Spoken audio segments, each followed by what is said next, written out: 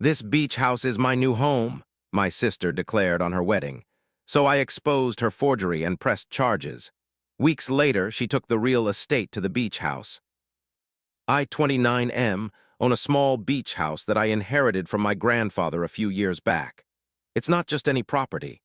It's a piece of our family history, nestled right on the sand with a breathtaking view of the ocean. My grandfather built it with his own hands in the 1970s, pouring his heart and savings into creating a haven for our family. When my grandfather passed away 5 years ago, he specifically left the beach house to me in his will. I think he knew I'd preserve it the way he would have wanted, maintaining its charm while keeping it as a gathering place for family. Since inheriting it, I've taken my responsibility seriously. I've spent countless weekends fixing the roof, updating the plumbing, and keeping the place in good shape. It's not cheap or easy, but it's worth it.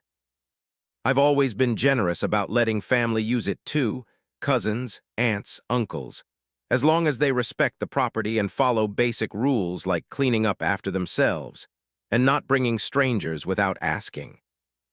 Then there's my younger sister, Carol. She's 2 years younger than me and has always been the family's princess. Growing up, she was the type who'd cry until she got her way, and our parents, especially our mom, would cave every time.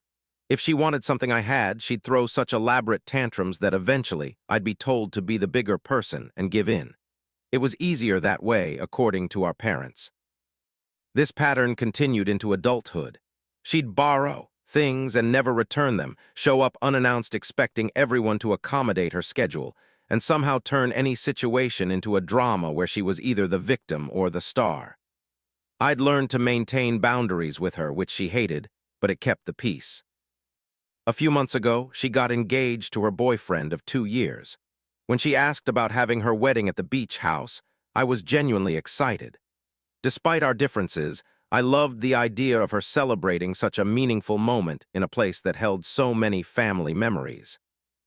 She presented it as a small, intimate gathering, just 40 to 50 close friends and family. She promised to handle all the logistics, from permits to parking arrangements. She even showed me detailed plans for the setup that seemed well thought out. But things started unraveling quickly. First, it was subtle. She'd make comments during family dinners about how she'd always felt most at home at the beach house, and how Grandpa always said it would be perfect for raising a family. I didn't think much of it initially, but looking back, she was laying groundwork. Then came the phone calls from relatives. My aunt called one afternoon, concern evident in her voice. "Is it true Carol's moving into the beach house after the wedding? She's been telling everyone about her renovation plans." This was news to me. When I asked other family members, they shared similar stories. Carol had been going around telling different versions of the same tale, that she would be taking over the beach house after her wedding. Some relatives said she claimed I'd agreed to sell it to her. Others heard she was telling people our grandfather had secretly promised it to her when she got married. A few even said she was describing detailed renovation plans, including tearing down walls and adding a second story, changes I would never allow. When confronted, she'd either play innocent, "Oh, I was just dreaming out loud," or get defensive, "You're so selfish, you don't even live there full time." She started bringing up childhood memories selectively, recounting times when our grandfather had supposedly shown her special attention at the beach house. "Remember when Grandpa let me help paint the kitchen?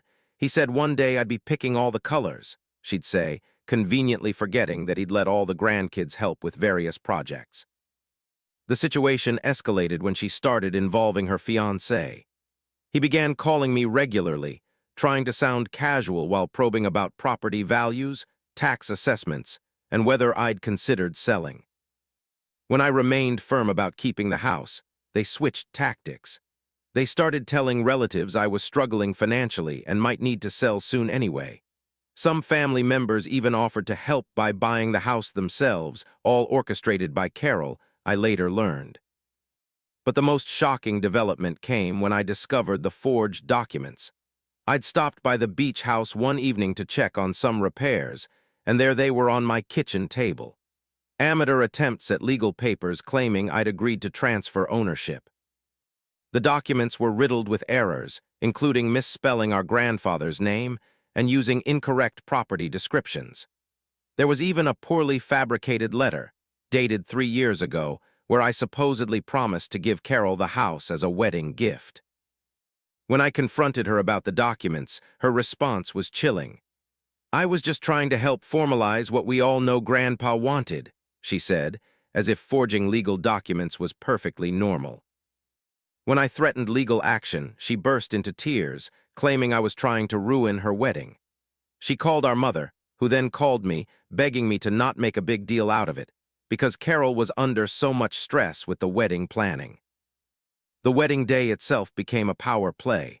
Carol arrived early with an army of vendors, acting as if she owned the place. She started moving my personal belongings, claiming they didn't match her vision. When I objected, she'd cry and say I was being difficult on her special day. The ceremony was beautiful despite the tension, but the reception turned into a nightmare. During her speech, Carol didn't just thank everyone. She made a grand announcement. "This beach house is my new home. I'm renovating it after the wedding." When guests looked confused, she doubled down, claiming that this had always been the plan, and that I was finally doing the right thing by giving her the house. After her speech, folks started coming up and asking if it was true. I told them no, she was making it up. This turned a crowd into a swirl of confusion. People whispered, trying to figure out who was lying. I walked right over to her quietly so I wouldn't interrupt the music and asked what she was doing. She basically said, "Don't ruin my day, man. You barely use this place. Just let me have it." I told her she was crossing a line. She called me selfish again and stormed off. The situation came to a head when I caught her and her new husband in my office, attempting to access my personal files. They claimed they were looking for family photos, but I found them handling property documents and my grandfather's will. That's when I'd had enough. I threatened to end the reception early and involve the authorities if they didn't stop. The aftermath has been messy. Carol has been telling anyone who will listen that I'm trying to deny her rightful inheritance. She's turned some family members against me, though others have seen through her manipulation. Our mother keeps pushing me to share the house with Carol, while our father, thankfully, supports my position. I've since installed security cameras and changed all the locks. I've also had my lawyer send Carol a formal letter warning her against making false claims about ownership. She responded by posting dramatic social media rants about toxic family members and betrayal, but I'm standing firm. The beach house remains mine, just as my grandfather intended. While I still welcome family to visit, I've had to establish stricter rules about access and usage. It's sad that it came to this, but Carol's attempts to manipulate and deceive me over our grandfather's property showed me that sometimes maintaining boundaries is more important than keeping peace in the family. Update 2. Hi everyone, this is my update. After the wedding fiasco, you'd think Carol would have learned her lesson, but that was just the beginning of an even more bizarre saga. The days following her wedding were oddly quiet, no dramatic phone calls, no social media rants, nothing. Initially, I thought maybe she'd finally realized she'd crossed a line, but I should have known better. This wasn't acceptance. It was just her regrouping for another attempt. My father called me about a week after the wedding. "Carol's been telling everyone you deliberately ruined her special day," he said, sounding exhausted. I had to laugh at that. She was the one who announced she was taking over my house during her wedding speech, but somehow I was the villain. I explained to my dad how she and her new husband had been caught going through my files during the reception. "Dad, they were literally trying to find property documents during their own wedding. Who does that?" He sighed deeply. While he'd always been somewhat neutral in our siblings' disputes, even he couldn't defend this behavior. "The forgery attempt was too far," he admitted. "I never thought she'd go that route." My mother was having a harder time accepting reality. She called me in tears, begging me to smooth things over with Carol. "She's your only sister," she pleaded. "Can't you two work something out about the beach house?" I had to remind her that there was nothing to work out. The house was legally mine, left to me by our grandfather in his will. Carol's attempts to claim otherwise weren't just annoying, they were potentially criminal. Through the family grapevine, I learned that Carol was still telling anyone who would listen that she would eventually move into the beach house. My cousin called to warn me that Carol had been at a family dinner, confidently describing her plans to renovate the master bedroom once we move in. She seemed to believe that if she repeated this fantasy enough times, it would somehow become reality. That's when I decided to get serious about protecting myself legally. I scheduled a meeting with a property lawyer and brought everything I had. Screenshots of Carol's social media posts claiming ownership of my house, copies of the poorly forged documents she'd left on my kitchen table, text messages where she implied I'd promised to sign over the property, and statements from relatives about her false claims. The forged documents were particularly alarming to my lawyer. Carol had attempted to create what looked like a property transfer agreement, complete with fake notary stamps and my forged signature. She'd even typed up a letter, backdated 3 years, where I supposedly promised to give her the beach house as a wedding gift. My lawyer was concerned about how far she'd taken things. "This isn't just family drama anymore," he explained. "Forging property documents and attempting to claim ownership of real estate through fraudulent means are serious offenses." He drafted a strongly worded cease and desist letter, outlining the legal consequences she could face if she continued her behavior. Carol's reaction to the letter was predictable, complete meltdown. She called our mother hysterically crying, claiming I was trying to destroy her life and ruin her new marriage. "How could he threaten to sue his own sister?" she wailed. My mother called me immediately, begging me not to take legal action. I explained that the letter was a warning, not a lawsuit yet. If Carol would just stop lying about owning my house, there wouldn't be any need for court involvement. My father, surprisingly, became one of my strongest supporters. "The minute she started forging documents, this stopped being about family feelings," he told me. "She needs to understand she can't just take what isn't hers." He hoped the legal warning would finally knock some sense into her. For a few weeks, things seemed to calm down. Then came the incident that pushed me to take more serious action. I drove out to the beach house one morning to find a real estate agent walking the property, taking photos and measurements. When I asked what was going on, the agent explained that Carol had hired them to assess the property's value for a potential sale. What truly shocked me was the documentation Carol had provided to the real estate agency. She'd created an elaborate set of forged papers, including what she claimed was our grandmother's. Well, our grandmother had passed away before the beach house was even built, stating that after Carol's marriage, the property would transfer to her. She'd even fabricated a letter from our grandfather, dated just before his death, expressing his wish for Carol to have the house once she was married. The forgeries were more sophisticated this time. She'd clearly put effort into making them look official.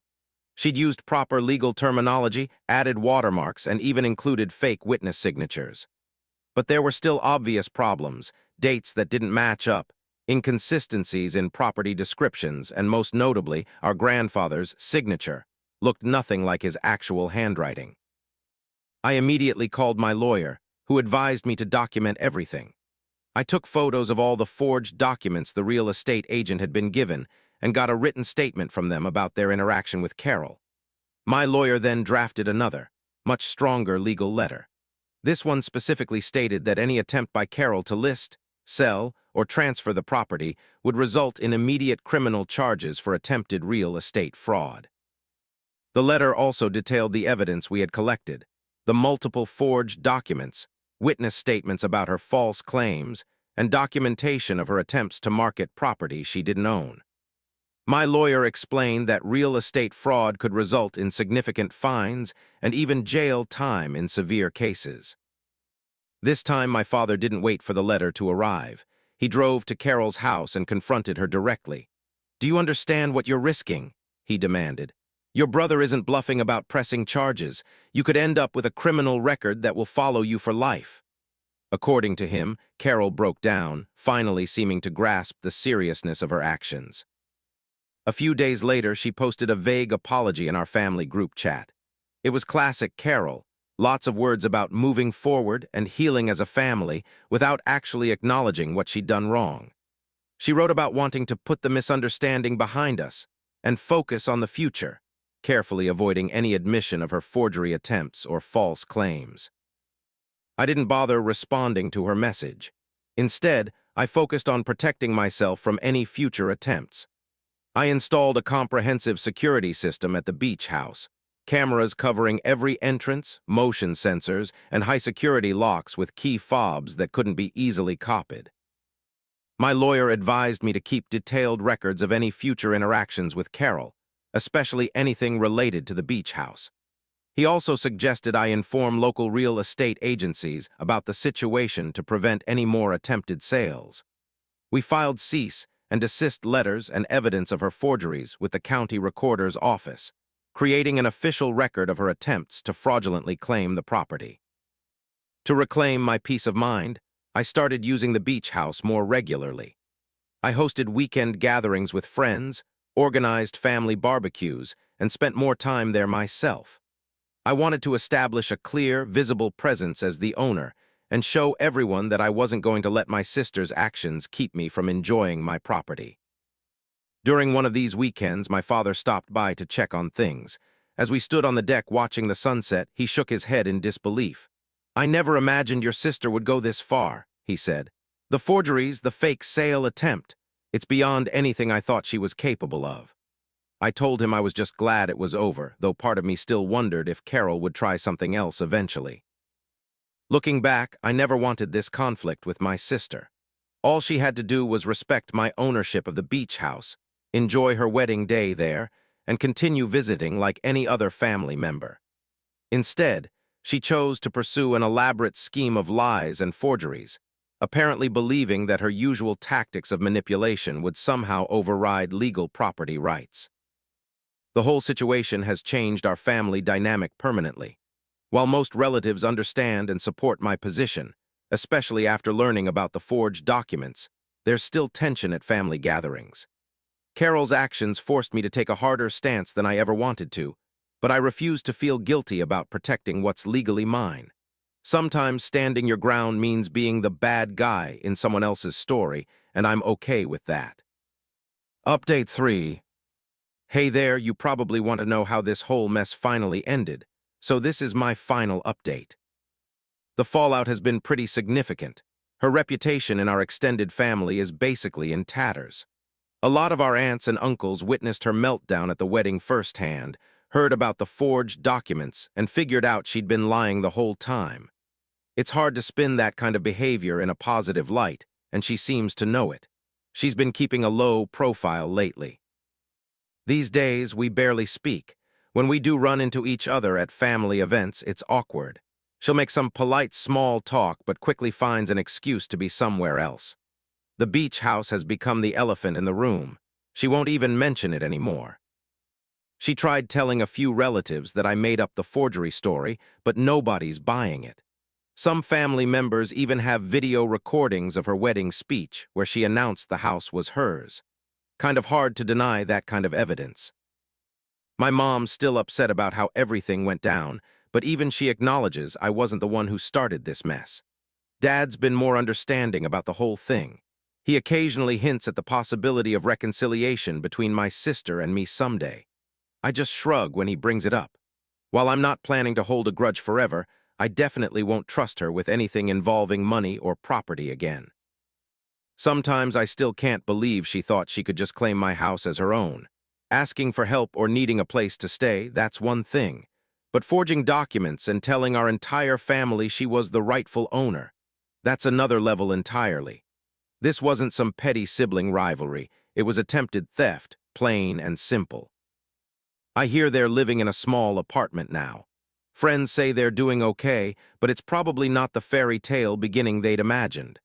I'm sure Carol thought she'd be hosting fancy parties at the beach house by now, showing off to all her friends. Instead, she's dealing with the consequences of her own actions. If there's a silver lining, it's that I've learned a valuable lesson about setting boundaries. Being generous and accommodating is fine, but you have to protect yourself when someone tries to take advantage. This was really the first time I'd stood up to Carol's entitled behavior, and despite all the stress, it feels good knowing I didn't let her steamroll me. Some people have asked if I feel guilty about threatening legal action against my own sister. Honestly, I don't. Family or not, attempting fraud is serious business. If she'd succeeded, I would have lost my house. Once she realized I had enough documentation to pursue a serious lawsuit, she finally backed down. The whole experience has taught me that when it comes to property and entitled relatives, you can't be afraid to stand your ground. Being nice only works up to a point. If someone tries something underhanded, get legal help immediately. Make sure you document everything: texts, emails, social media posts, anything that proves what they're up to.